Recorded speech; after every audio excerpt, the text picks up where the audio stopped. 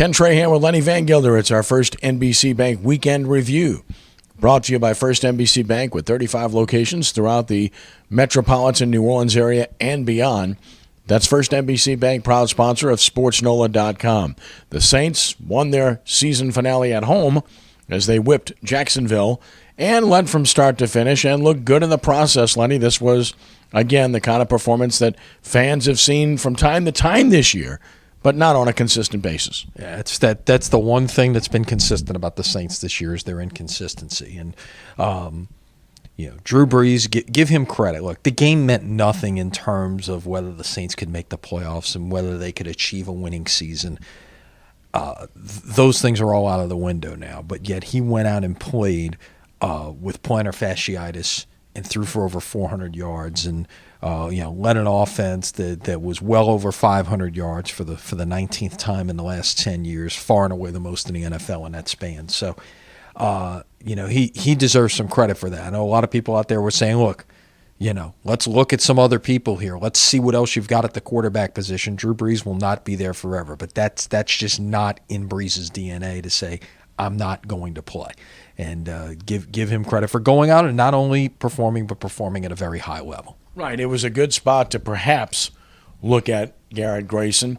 But if Drew Brees was capable of playing, which he obviously was, and capable of playing at a high level, which he obviously did, it's hard to find fault with that. You have to give the Saints a lot of credit for playing hard and competing and winning. And their defense played well for a half until they figured out they might want to start throwing the other way.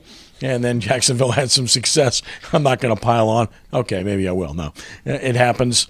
But it's been one of those years, Lenny, where the roster turnover was too significant for this team to truly be a contender.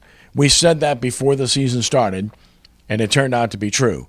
Not only the roster turnover at the start of the season, but throughout the course of the season. And yesterday was a perfect example of that with guys like Tim Hightower having success and Travaris Cadet, for that matter, who'd been here for, 3 days.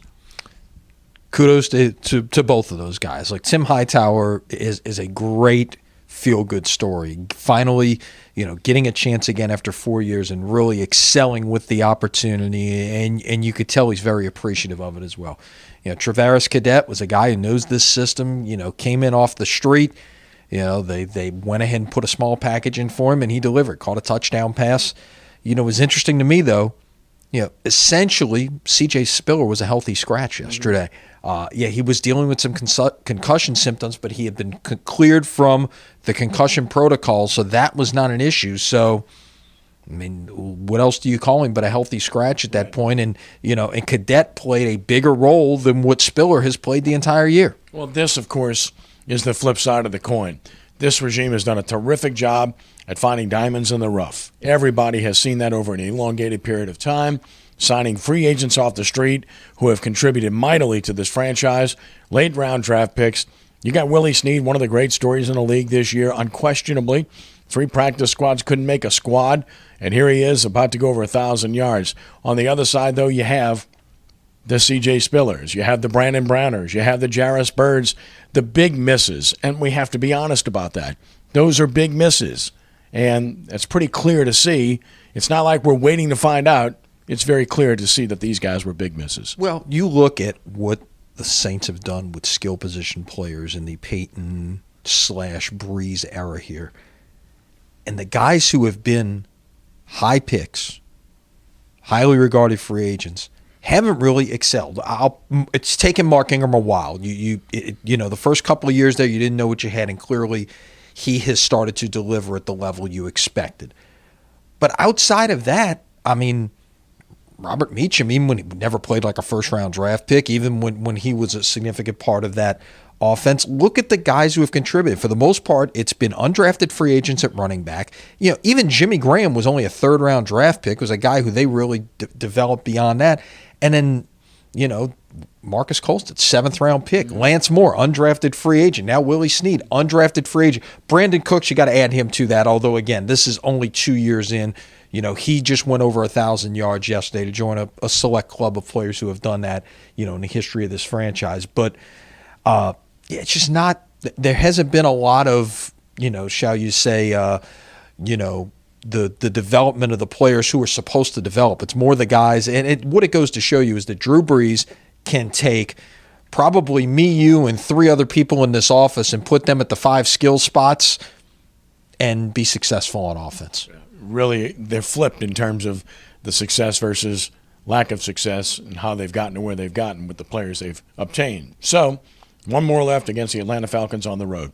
The New Orleans Pelicans back in action tonight against Orlando. Good win at home against a good team in Houston Saturday night. And their defense down the stretch was the best it's been all year.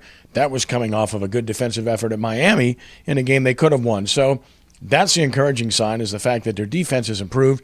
And Drew Holiday is cleared. He's finally playing. Played a back-to-back, and he was the reason they won that game against Houston with his lockdown defense on James Harden in the fourth quarter. Yeah, and, no doubt that's encouraging. We knew it was coming January 1st.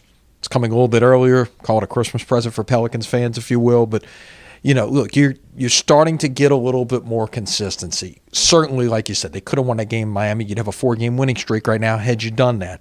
But, big one. These kind of games, like the game tonight in Orlando, are the kind of games now that you've got to win. And then you come back New Year's Eve at home against the Clippers. Then you go to Dallas on Saturday. So that's what's ahead for the week. And you got to try to, you don't have to get on a 10-game winning streak, but you've got to start winning, 2 out of 3, 3 out of 4, 4 out of 5, those kind of things where you can creep back on that bottom edge. You're only 3 games out of the 8th spot now in the West. That's right. And, of course, you're looking at a team that's going to get Quincy Pondexter back here very soon, so that's going to help the picture. Perkins is back, so they're nearly at full strength where we expected them to be, so now it's time to put up in terms of what they're going to do the rest of the year. Bottom of the Western Conference, not very good, so the opportunity is there, as we've talked about many times. So we shall see where they end up. And don't forget Sports Noah TV, Monday night, 6 p.m.